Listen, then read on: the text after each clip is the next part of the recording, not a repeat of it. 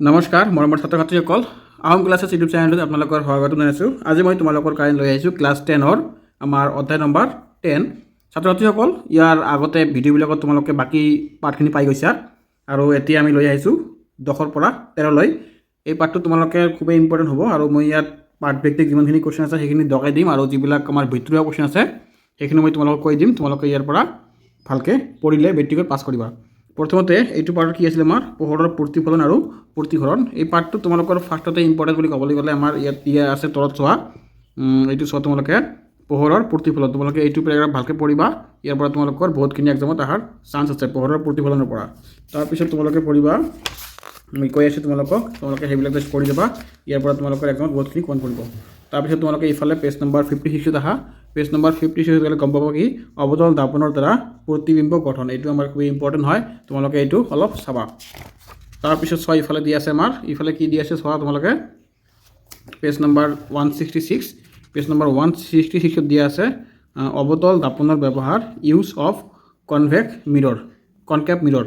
ছাত্ৰ ছাত্ৰীসকল এইটো আমাৰ যিকোনো এক্সামতে আহি থাকে। তোমালোকে যদি মেট্ৰিক পাছ কৰাৰ পিছত বা হায়াৰ ছেকেণ্ডেৰী পাছ কৰি কিবা যদি চাকৰিৰ কাৰণে এপ্লাই কৰা ইয়াৰ পৰা তোমালোকৰ এটা কুৱেশ্যন আহে কনকেভ মিৰৰ আৰু কনভেক্স মিৰৰ। তোমালোকে সেইকাৰণে তোমালোকে এই দুটা ভালকৈ পঢ়ি ল'বা। এইটো এটা আছে আৰু এটা তোমালোকে চাওঁ উত্তল দাপনৰ ব্যৱহাৰ। এইটো এটা ইউজ অফ কনভেক্স মিৰৰ। তোমালোকে এই দুটা অলপ ভালকৈ পঢ়িবা। এই দুটা তোমালোকৰ এক্সামত অহাৰ খুবেই চান্স। তাৰপিছত চোৱা তোমালোকে ইয়াত দি আছে কুৱেশ্যনখিনি।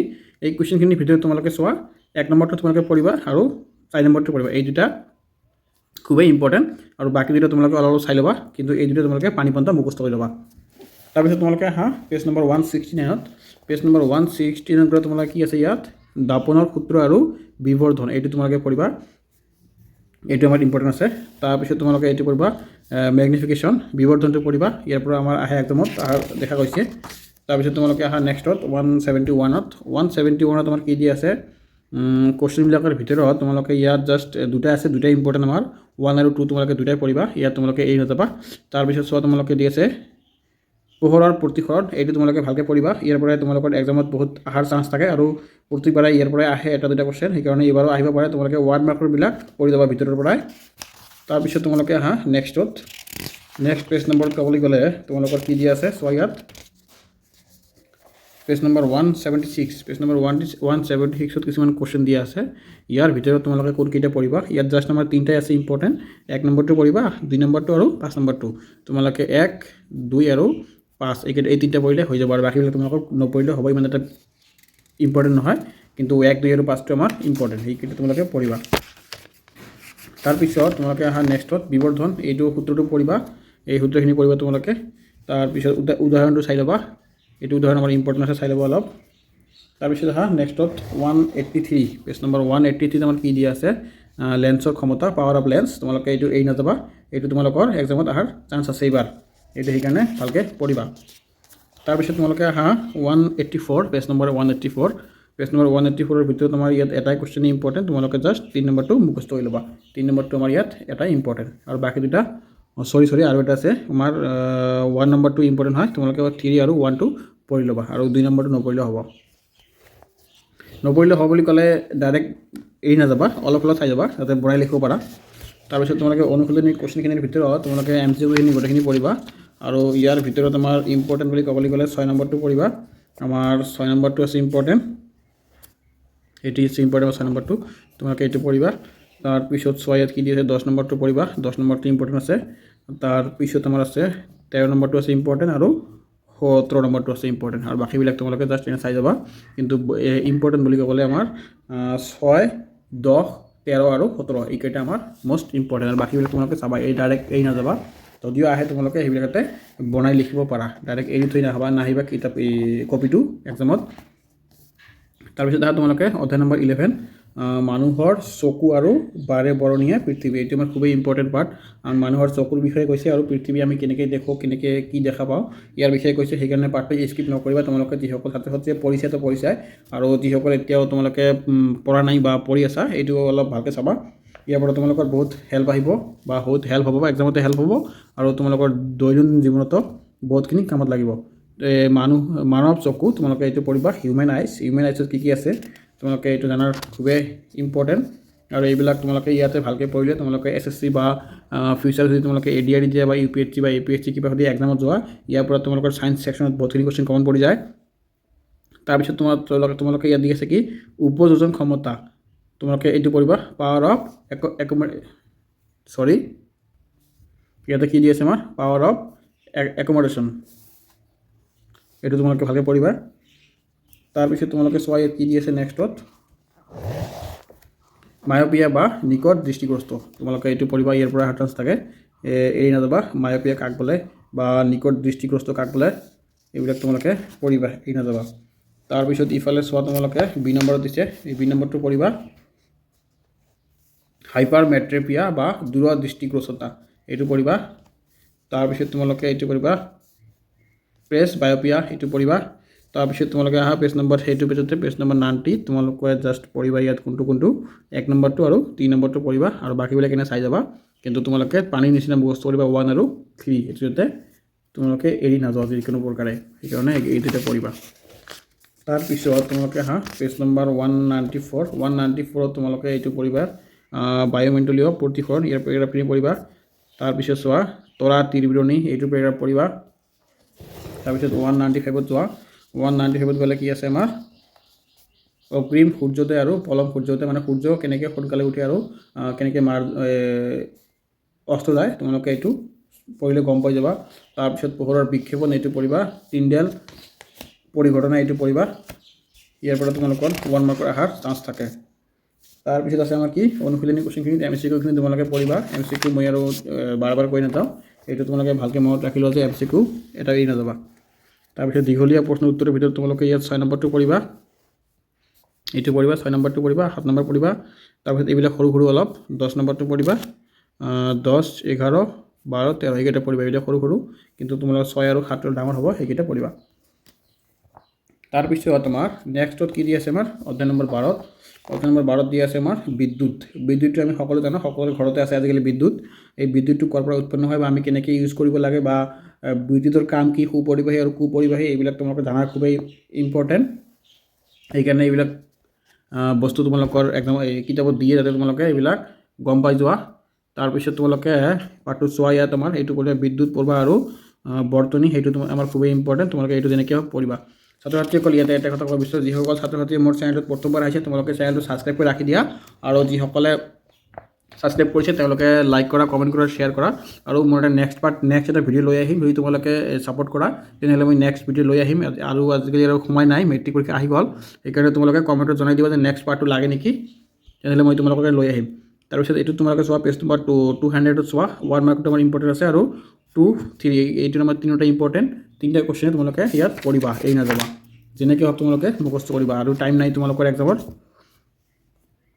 এইটো পঢ়িবা বৰ্তনী চিত্ৰ, এইটো আমাৰ ইম্পৰ্টেণ্ট হয়। তাৰপিছত ওমৰ সূত্ৰটো পঢ়িবা, এইটো লাগিব আমাৰ ওমৰ সূত্ৰ, এইবিলাক তোমালোকে অলপ অলপ পঢ়িলে পাই যাবা, মই জাষ্ট কৈ আছোঁ কোনখিনি ইম্পৰ্টেণ্ট।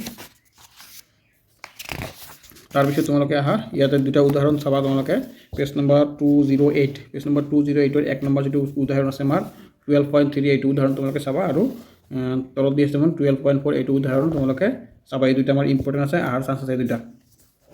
তাৰপিছত চোৱা ইয়াত কি দিছে আমাৰ প্ৰশ্নবিলাকৰ ভিতৰত তোমাৰ 1 নম্বৰটো আছে ইম্পৰ্টেণ্ট আৰু 4 নম্বৰটো আছে ইম্পৰ্টেণ্ট, তোমালোকে এই দুটা পঢ়িবা ভালকৈ আৰু বাকীবিলাক এনে চাই ল'বা। তাৰপিছত তোমালোকে আহা নেক্সটত কি দিছে আমাৰ নেক্সটত তোমালোকে পেজ নম্বৰ 216 গ'লে তোমালোকে চোৱা ইয়াত কেইটামান কুৱেশ্যন দিয়া আছে। এই কুৱেশ্যনকেইটাৰ ভিতৰত তোমালোকৰ মষ্ট ইম্পৰ্টেণ্ট ক'বলৈ গ'লে বেছি নাই ইয়াত কুৱেশ্যন, আমাৰ ইয়াত ক'বলৈ গ'লে মষ্ট ইম্পৰ্টেণ্ট বুলি ক'বলৈ গ'লে ইয়াত আমি 3 নম্বৰটো ধৰা হয়, 3 নম্বৰটো ক'ব পাৰি, 3 নম্বৰটো মষ্ট ইম্পৰ্টেণ্ট আছে, 4 নম্বৰটো আৰু 5 নম্বৰটো অলপ চাই ল'বা, কিন্তু 3 নম্বৰটো তোমালোকে ভালকৈ পঢ়ি ল'বা, এইটো আমাৰ ভেৰি ইম্পৰ্টেণ্ট। তাৰপিছত তোমালোকে ইফালে আহা পেজ নম্বৰ 218, 218ৰ ভিতৰত তোমালোকে এইটো চোৱা বৈদ্যুতিক প্ৰবাহ তাপীয় ক্ৰিয়াৰ ব্যৱহাৰিক প্ৰয়োগ, এইটো আমাৰ ইম্পৰ্টেণ্ট আছে, তোমালোকে এইটো পঢ়িবা, পেৰাগ্ৰাফখিনি পঢ়িবা, ইয়াতে তোমালোকৰ 1 মাৰ্কৰ বা MCQ পাই যাবা। তাৰপিছত ইয়াত কুৱেশ্যনবিলাকৰ ভিতৰত তোমালোকে 2 নম্বৰটো চাবা, 2 নম্বৰ মেথটো অলপ ইম্পৰ্টেণ্ট আছে, তোমালোকে এইটো চাবা। তাৰপিছত পেজ নম্বৰ 220ত, পেজ নম্বৰ 220ত গ'লে তোমালোকে ইয়াত 1 নম্বৰ আৰু 2 নম্বৰ দুটাই পঢ়িবা, ইয়াত দুটাই ইম্পৰ্টেণ্ট হয়। তাৰপিছত আহা অনুশীলনীৰ MCQখিনি গোটেইখিনি ইম্পৰ্টেণ্ট, MCQ তোমালোকে এৰি নাযাবা।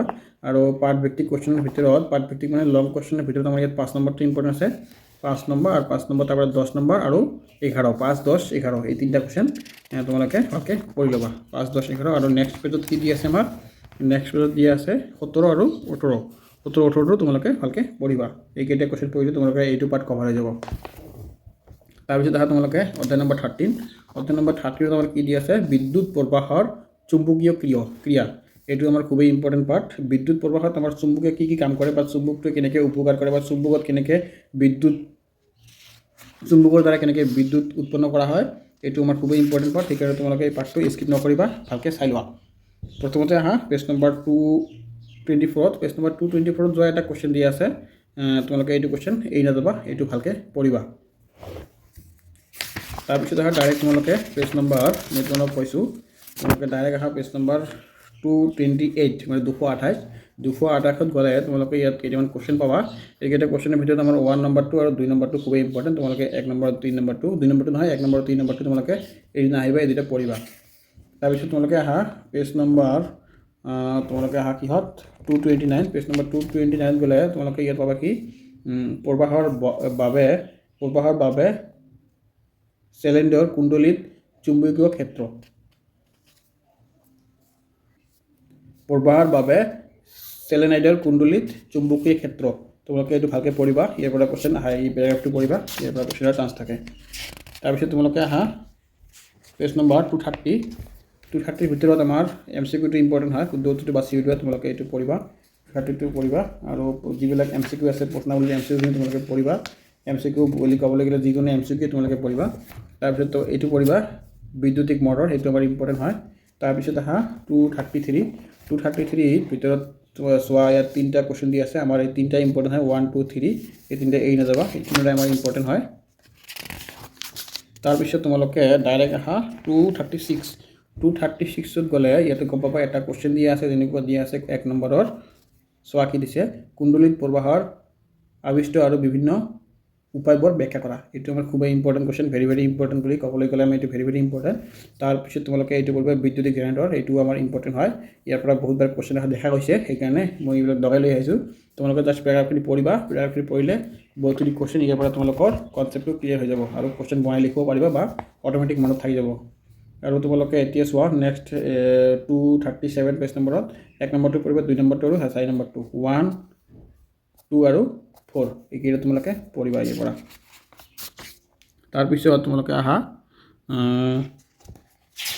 অনুশীলনীত আহা ডাইৰেক্ট অনুশীলনীৰ ভিতৰত আমাৰ MCQখিনি তোমালোকে পঢ়িবা MCQ মই বাৰ কৈ নাযাওঁ কিন্তু যিটো তোমালোকৰ কি আছে লং কুৱেশ্যনটো মই ইম্পৰ্টেণ্টটো কৈ আছোঁ ইম্পৰ্টেণ্ট ক'বলৈ গ'লে সকলোবিলাকে ইম্পৰ্টেণ্ট তাৰ মাজতে কিছুমান বেছি ইম্পৰ্টেণ্ট আছে বা পৰীক্ষা তাৰ চান্স বেছি বা পৰীক্ষাত আহি গৈছে এইবিলাক মই দগাই দিছোঁ ইয়াৰ ভিতৰত তোমালোকে 7 নম্বৰটো পঢ়িবা আৰু নেক্সট পেজত চোৱা নেক্সট পেজত তোমালোকে 11 নম্বৰটো পঢ়িবা আৰু ডাইৰেক্ট আহা 18 নম্বৰ 11 আৰু আহা 18 এইকেইটা পঢ়িবা হৈ যাব এইকেইটা মানে পৰীক্ষাত আহি গৈছে বা এইবিলাক আৰু চান্স আছে কিন্তু ইম্পৰ্টেণ্ট বুলি ক'লে আমি সকলোবিলাক ইম্পৰ্টেণ্ট বুলি ভাবি ক'ব পাৰি আৰু 9 নম্বৰটো পঢ়িবা ইম্পৰ্টেণ্ট বুলি ক'লে সকলোবিলাকে ইম্পৰ্টেণ্ট বাট কিন্তু তাৰ ভিতৰত কিছুমান কুৱেশ্যন আছে এইবিলাক পৰীক্ষাত আহি থাকে সেইখিনি আমি মষ্ট ইম্পৰ্টেণ্ট বুলি কওঁ আমি এতিয়া নেক্সটত আৰম্ভ কৰিম শক্তিৰ উৎসসমূহ এইটো পাৰ্ট তোমালোকক যদি লাগে কমেণ্টত জনাই দিয়া আৰু লাইক কৰা চেনেলটোত ভিডিঅ'টো লাইক কৰা তোমালোকে লাইক কৰিলে আমি মটিভেশ্যন পাওঁ আমি আৰু ভালকৈ ভিডিঅ' বনোৱাৰ চেষ্টা কৰোঁ তোমালোকে কমেণ্ট কৰিলে আৰু আমি খুবেই মটিভেশ্যন পাওঁ তোমালোকৰ ডাউটখিনি বুজি পাওঁ তোমালোকে কি